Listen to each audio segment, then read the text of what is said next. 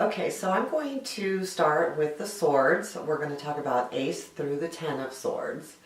First off, the swords are air, and they are about our thoughts. So it is a lot about what is in your head.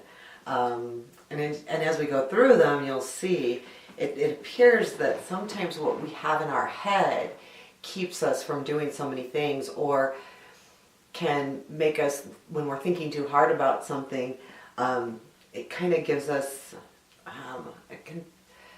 it's difficult sometimes. And as you see, as we go through them, it makes sense, and they're hard. They're hard cards for the most part, I will say. They are not easy. The Ace of Swords, however, is a victorious card. It's showing that you've been victorious. There is a victory coming. It is a hard-fought victory. I'm holding it up like I'm holding up my sword. I've won. I've done it. There's still more because it's the beginning. The Two of Swords is about making choices. Sometimes you feel like you don't know which way to go. Should I do this or should I do that? You're kind of stuck in the middle. And so often with twos, that's kind of how it is. It's about that next step. Now, I've got to make a decision. What am I going to do? In the cards, a lot of the ones I read from a lot show a person with blindfolds and the two swords like this. In other words, they're just like holding and not doing anything. They're not opening their eyes. So the Two of Swords tells us we either need to make a decision, we need to,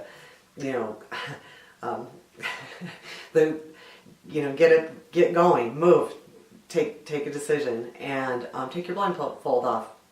Look at what's really happening instead of keeping it all here in your head. The Three of Swords is a very difficult card because if we don't make our own decisions, a lot of times there's sadness around us. The Three of Swords is about sadness, it's about separation, it's about loss. And sometimes that's a good thing, and sometimes that's not such a good thing. But it is a tough card to come up. So when the three comes up, the separation could also be not just literally like separation from a relationship or things like that. It could literally be separation by distance, feeling sad because you're apart from each other. Always look in the picture of the card for the silver lining, because there usually is one. It's more about, we'll get through this, but it is a tough card and I'm not going to pretend it's not. So once we've had that sadness, then comes the Four of Swords. And the Four of Swords tells us, well, now we need to kind of recoup. We need to get our strength back. We need to rest. We need to be within ourselves and get over that hurt or that separation or whatever was going on with the three. The Five of Swords is a very difficult card to come up. It usually means some kind of deceit, like a battle won that was unfairly won, someone doing something undermined, someone undermining you undermining someone else when it comes up in a reading. When it comes up, it makes me very cautious of whatever the question was. So, and I tell the people I'm reading for that too, that okay, this has come up. This is something that you want to be cautious about. You want to look at trust issues. You want to see who's around you, who you can trust. Or it's saying, hey, don't do anything undermined in the least. Try to be fair. Try to win the battle honestly and truthfully. So it could be someone around you or it could be you. The Six of Swords says that now it's time to move on. It is a six, so it's another mini completion. It is that completion of we can move on now. We're going to take all of our swords with us, all of our lessons learned, and we are going to move into calmer waters. It usually shows a person in a boat with the other swords, all six swords in the boat, moving on. So it's like a moving on now. I've dealt with that five, that deceit, and now I'm going to move forward and move into better places.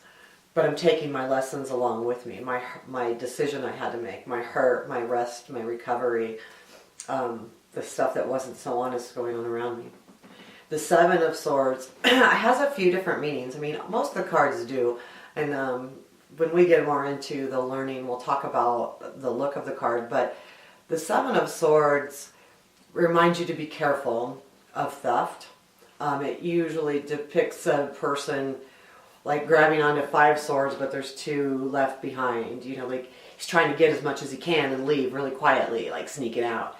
So it can remind you to be careful of theft. It can remind you to also, depending on how it falls and depending on the question, it can remind us to not leave anything behind. Look back, what are we leaving behind?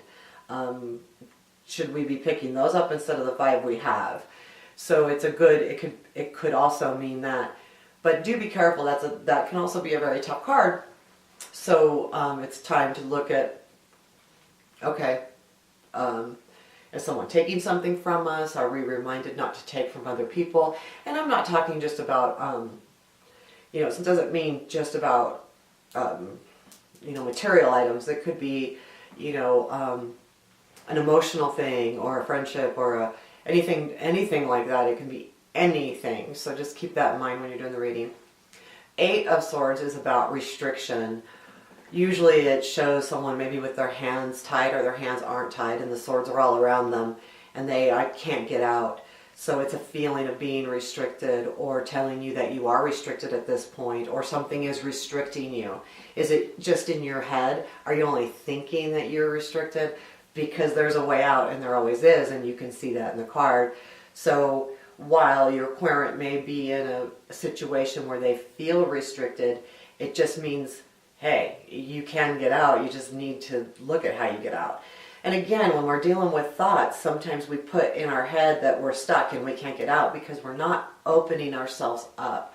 We are so stuck in our brain and so stuck in our thoughts that we don't open up, and that's really what the swords are about. So which leads us to the 9 of Swords, and the 9 of Swords is a very hard card.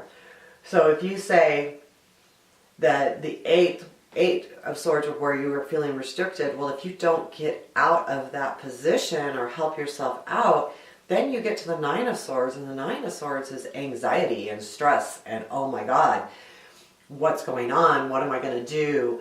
And it is an anxious card. It's very full of anxiety. It's not, I don't ever like to see it come up. It does come up, but it does tell us that it's again in our head, so we have to keep that in mind when we're doing the reading, that anxiety comes from, you know, fears and things like that, and it's usually fears of the unknown, of what we don't know what's going to happen.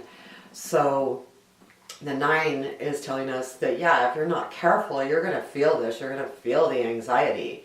And the 10 of Swords is quite a card. It is talking about a situation just dying. I mean, usually it's the end of a difficult situation, which is a good thing because then there's rebirth. And a lot of times it'll show the swords coming down on a person almost like they're killing them. And I don't mean to sound so graphic, but it is. But then there's light above, so it's saying that some things just have to die. You know, a difficult situation sometimes just needs to die. And so that you can let the light in and move on and move forward. It's not going to be easy. It's a hard thing. The 10 of Swords is not an easy card, but it's definitely saying that situation's going to die.